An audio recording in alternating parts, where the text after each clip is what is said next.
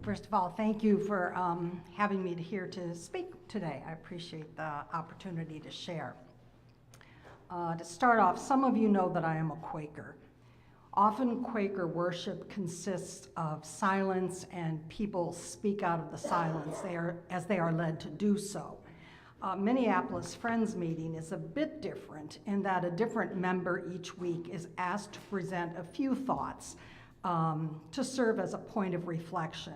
I was asked to speak last August and shared my remarks with Pastor Cynthia, who asked me to just read them to you today.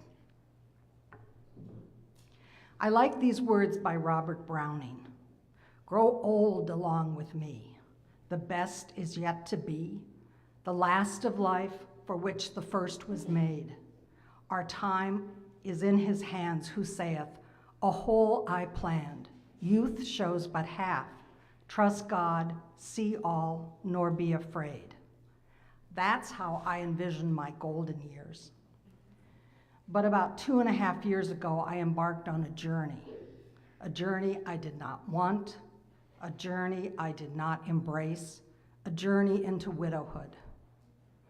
In July 2015, my husband Bill died after a nearly 5-year experience with pancreatic cancer.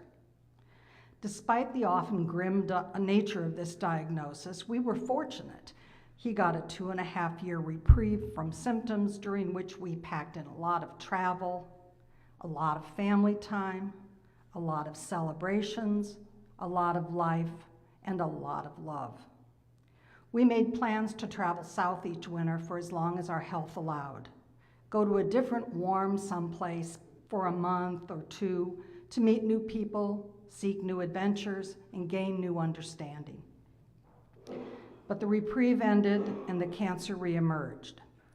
Today, I'm not going to dwell on what the cancer journey was like or the awesome wonder of doing hospice care at home. Instead, I'm going to focus on what came next. Our family gets through Bill's death as best we can, each grieving in our own way, with tremendous love and support for each other. I go back to the part-time job I love, and along with 75 other folks, I get laid off. So I enter retirement with a pink slip instead of a cake. The plans for my golden years most definitely did not include becoming a widow and getting laid off all in the same year. I was sad. At times I was really cranky. All shall be well, and all shall be well, and all manner of things shall be well, became the mantra I repeated to myself to get me through each day. But things changed for the better, and it started with a word. Although Bill and I met and married in the manner of friends and worshiped with the Quakers when our children were young, for about 25 years we primarily went to Lynnhurst, a progressive, liberal Christian church that's half a block from our home. After Bill's death, I returned to Minneapolis Friends Meeting, but go to Lynnhurst about once a month to worship and see friends. One weekend, I was debating about whether to take an extended trip down south in the winter of 2016, just as Bill and I had planned to do. That Sunday, I was at Lynnhurst, and as with most Protestant congregations, there's considerable recitation, standing up, sitting down, and only a bit of silence. That day there was an activity based on a Harry Potter theme. The idea was that the Word would choose us.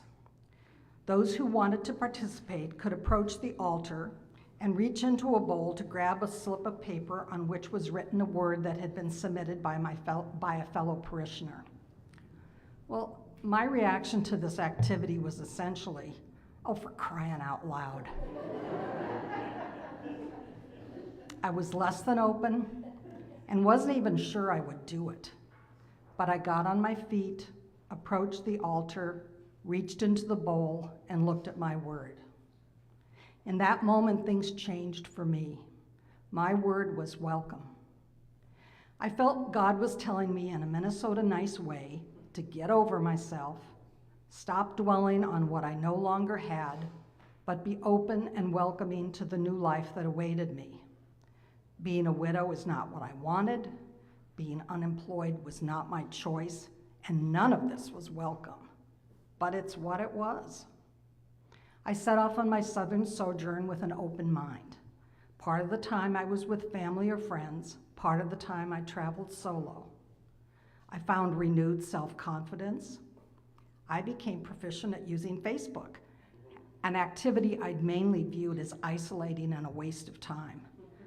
But it proved to be a way to post thoughts and pictures so friends and family knew I was alive and doing well, and a way for me to stay connected with them.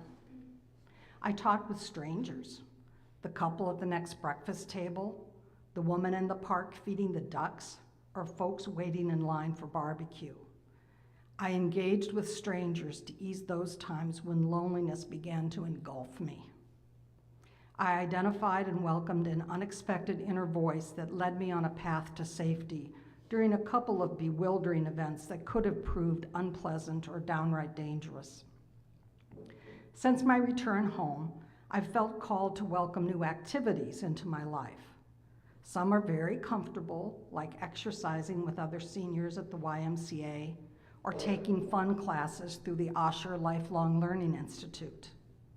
Other activities I choose to do cause me to engage on a regular basis with those whose viewpoints are quite different from mine. But I found we have many things in common. We love our children, we care about our country, we'd like schools, libraries, and the court system to run as efficiently as possible. We want justice to prevail.